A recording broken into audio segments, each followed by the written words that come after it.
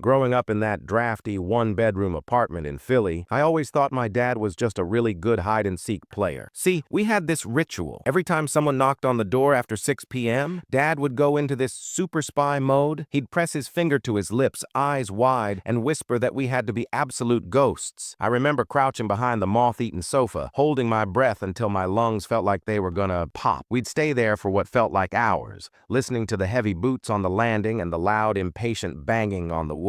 I'd look at Dad, and he'd be staring at the door, his jaw so tight I thought his teeth might break. I thought it was an adventure. I thought we were outsmarting the bad guys together, like we were in some high-stakes action movie. Sometimes, when the knocking stopped and the footsteps faded away, he'd pull me into a hug and whisper, "We're safe, buddy. We beat him again." I'd giggle, thinking I was a hero for staying so still. But now, looking back at those empty cupboards and the red past due notices he used to hide under the rug, it hits me like a freight train. We weren't playing a game. My dad wasn't a spy. He was a terrified man, 24 years old, trying to figure out how to keep a roof over his son's head with nothing but $12 and a prayer. He wasn't teaching me how to be brave. He was teaching me how to hide from the world because he couldn't face it himself. That super spy game? It wasn't about winning. It was about surviving another night in a house that wasn't actually ours anymore.